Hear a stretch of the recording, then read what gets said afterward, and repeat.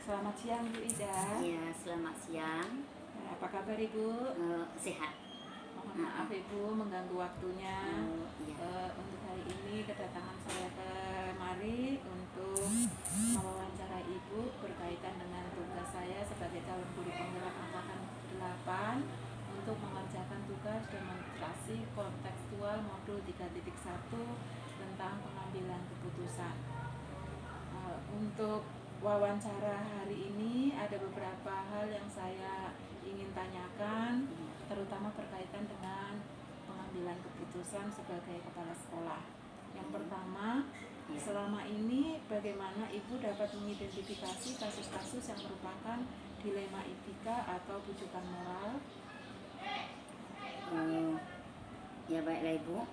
Biasanya yang saya lakukan berkomunikasi secara efektif dengan orang-orang yang terlibat dalam kasus tersebut agar dapat menemukan titik terang terhadap kasus-kasus yang dihadapi.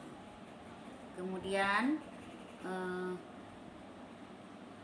menanyakan kepada mereka apa kira-kira solusi yang pantas dilakukan untuk menyelesaikan kasus-kasus tersebut. Oke, baik, terima kasih Ibu.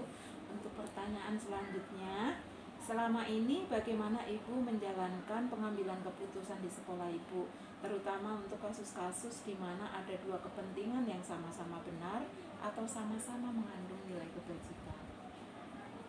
Saya mengambil keputusan dengan melakukan musyawarah dengan warga sekolah dan dengan yang berkepentingan di dalamnya, sehingga keputusan yang saya buat sudah berdasarkan kesepakatan bersama dengan pemangku kepentingan di sekolah agar saya tidak merasa keputusan yang saya buat tersebut salah. Kemudian maka dibutuhkanlah kesepakatan bersama antara warga sekolah seperti komite sekolah, rekan-rekan kerja, kemudian dan rekan-rekan guru, dan tak kalah pentingnya adalah wali murid. Melibatkan wali murid ya Bu ya? Iya. Ya, baik. Selanjutnya, langkah-langkah atau prosedur seperti apa yang biasa Ibu lakukan selama ini? Di sini yang pertamanya saya akan mencari titik terang tentang masalah tersebut, kemudian siapa saja pelakunya, kemudian menemukan fakta-fakta objektif mengenai suatu kasus tersebut, kemudian melakukan tindakan yang harus dilakukan dalam penyelesaiannya, kemudian baru terakhir membuat keputusan. Ya, begitu Ibu ya. Untuk selanjutnya, hal-hal apa saja yang selama ini Ibu anggap efektif dalam pengambilan keputusan pada kasus-kasus dilema etika? Biasanya hal yang saya anggap efektif itu adalah saya membutuhkan kesepakatan bersama antara warga sekolah, biasanya itu komite sekolah, rekan-rekan guru yang ada di sekolah ini, dan yang terutamanya yaitu dengan wali murid. Selalu melibatkan wali murid. Ya, selalu melibatkan wali murid. Untuk selanjutnya, hal-hal apa saja yang selama ini merupakan tantangan dalam pengambilan keputusan pada kasus-kasus dilema etika? Biasanya tantangan itu Ibu, terkadang saya merasa keputusan yang saya ambil itu tidak tepat. Terkadang juga saya berpikir sendiri, apakah keputusan yang saya buat itu benar atau belum. Terus terkadang saya berpikir juga, jika keputusan ini saya buat, bagaimana ke depannya? Rasa itulah yang selalu saya rasakan di dalam membuat keputusan. Ibu, untuk selanjutnya, apakah Ibu memiliki sebuah jadwal tertentu dalam sebuah penyelesaian kasus dilema etika? Apakah Ibu langsung menyelesaikan di tempat atau memiliki sebuah jadwal untuk menyelesaikannya? Bentuk atau prosedur seperti apa yang Ibu jalankan? Biasanya yang saya jalankan itu adalah melakukan dengan menerapkan langkah-langkah yang telah saya lakukan tadi, Bu. Saya pelajari dulu kasusnya, kemudian saya cari tahu dulu siapa saja yang terlibat, saya temukan dulu fakta-fakta bukti-buktinya, kemudian barulah saya melakukan musyawarah dengan rekan-rekan bagaimana mengatasi kasus tersebut. Kemudian karena suatu kasus itu biasanya berdampaknya untuk sekolah kan Bu, maka di sekolah ada warga sekolah, ada juga keputusan menurut saya bisa saya putuskan sendiri, kemudian saya lakukan dengan sendiri. Namun jika mencakup urusan yang melibatkan beberapa pihak, itu kita lakukan dengan musyawarah. Baik, terima kasih Bu atas penjelasannya. Pertanyaan selanjutnya, adakah seseorang atau faktor-faktor apa yang selama ini mempermudah atau membantu Ibu dalam pengambilan keputusan dalam kasus-kasus dilema etika? Biasanya Bu ya, adanya pengujian kebenaran Bu. Faktor yang membantu saya itu biasanya pengambilan keputusan, yaitu adanya pengujian kebenaran Bu. Apakah keputusan yang saya ambil sudah benar kah, atau adakah keputusan yang saya ambil itu salah. Selain itu orang-orang yang terlibat di dalam pengambilan keputusan tersebut. Maksudnya selain dari faktor yang itu, saya juga melibatkan orang-orang yang terlibat di dalam pengambilan keputusan tersebut. Baik Bu. Ini untuk pertanyaan terakhir. Dari semua hal yang telah disampaikan tadi, pembelajaran apa yang dapat Ibu petik dari pengalaman Ibu mengambil keputusan dilema etika?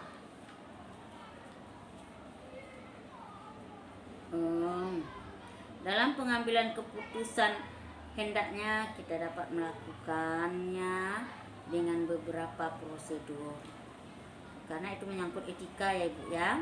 Seperti yang sudah saya jelaskan tadi, dengan melihat apa sebenarnya masalah tersebut. Yang utamanya kita harus melihat dulu masalah itu apa dan bagaimana, kemudian melihat siapa yang terlibat. Ada misalnya kadang anak-anak yang banyak atau anak itu pribadi kan gitu. Kemudian dengan mengumpulkan fakta-fakta yang ada. Jangan hanya kita ibaratnya terdorong-dorong aja, harus faktanya itu konkret ya Bu ya, nyata ya Bu ya. Kemudian kita lakukan dulu kebenaran atau penilaian kebenaran tentang masalah tersebut. Baru kita memikirkan keputusan seperti apa yang akan kita ambil. Jadi dalam sebuah kasus etika itu Ibu ya, kita betul-betul jangan salah di dalam menyelesaikannya. Ya Bu ya. Baik Ibu, terima kasih banyak atas kesediaan waktu Ibu untuk menjelaskan apa yang saya tanyakan pada hari ini. Dari wawancara ini saya merasa senang sekali. Semoga nantinya Ibu akan makin sukses dalam memimpin di sekolah ini, sekolah makin sukses dan Ibu selalu sehat. Saya rasa pertemuan hari ini cukup Ibu. Terima kasih. Selamat siang Ibu. Iya, siang.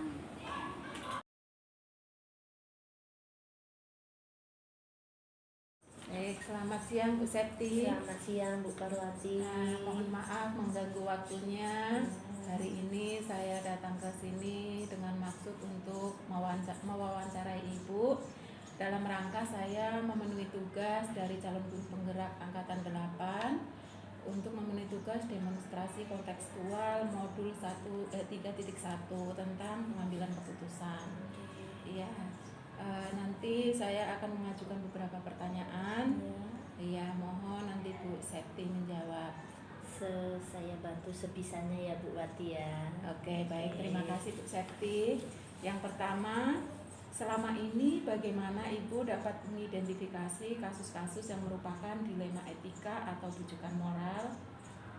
yang terjadi di sekolah ya Bu ya. Iya. Jadi selama saya menjadi kepala sekolah di SMP Pelopor ini, memang beberapa saya menemui kendala, permasalahan yang tadi Ibu sampaikan, dilema etika. Terkadang dilema antara orang tua dengan kebijakan sekolah, beberapa masalahnya. Nah, untuk melihat kasus yang seperti ini, biasanya saya melakukan identifikasi itu dengan mengajak para pemangku kepentingan. Contohnya karena kita yayasan, kita mengajak pengurus yayasan beserta dengan baik itu waka kurikulum, waka kesiswaan, dan juga guru-guru kita yang sudah memiliki pengalaman, pastinya guru-guru yang sudah memiliki pengalaman untuk kita ajak bersama-sama berdiskusi untuk mencari titik temu sebenarnya dari kedua permasalahan, karena biasanya namanya dilema itu pasti ada dua permasalahan yang bertentangan kan, seperti itu. Jadi nanti ketika sudah ditemukan titik temunya, maka kita akan mencari solusi terbaiknya yang bagaimana, dan berharap sih sebenarnya solusi yang kita ambil pasti adalah solusi yang terbaik untuk semuanya. Jangan sampai ada yang merasa dirugikan, baik itu pihak sekolah maupun pihak lain yang bersangkutan. Itu aja sih Bu Wati. Iya, gitu ya Bu ya. Ya. Oke, selanjutnya, selama ini bagaimana Ibu menjalankan pengambilan keputusan di sekolah Ibu, terutama untuk kasus-kasus di mana ada dua kepentingan yang sama-sama benar atau sama-sama mengandung nilai kebajikan? Kalau sama-sama yang seperti ini berarti dilema juga ya akhirnya ya, karena sama-sama benar tapi kita harus mengambil keputusan. Itu biasanya yang paling utama mengambil azas musyawarah, Bu. Jadi tetap kita musyawarah dengan warga sekolah, dengan yang memiliki kepentingan di sini. Apakah itu jika memang harus menyangkut ke dinas pendidikan, ya kita akan berkonsultasi juga karena kita punya pengawas contohnya. Dan jika itu akan berhubungan dengan yayasan, pengambilan keputusan kita ya saya akan berkonsultasi dan bermusyawarah dengan yayasan. Jika nanti tidak juga ditemukan titik temu, ya kita pertemukan dari semua pihak, karena kan ini tadi berhubungan dengan kebijakan ya Bu. Apakah ini kebijakan untuk yayasan, apakah ini kebijakan menyangkut dinas, ataukah ini menyangkut orang tua. Jika memang itu semuanya harus diambil keputusan itu, ya kita libatkan semuanya untuk bermusyawarah seperti itu. Biar clear ya Bu ya. Ya biar clear, jangan Ya. ada simpang siur.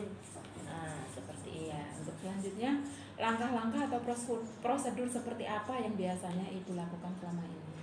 Kalau prosedurnya yang pertama pasti kita mencari dulu titik permasalahannya.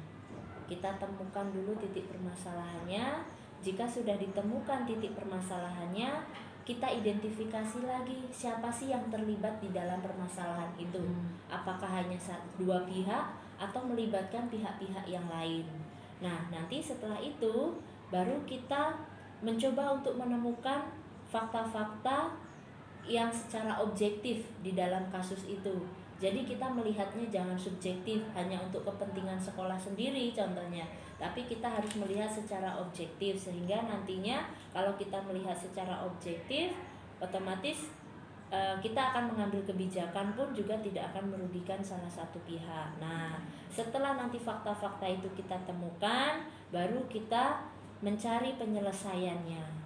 Bagaimana jalan keluar terbaik dan kita ambil keputusan.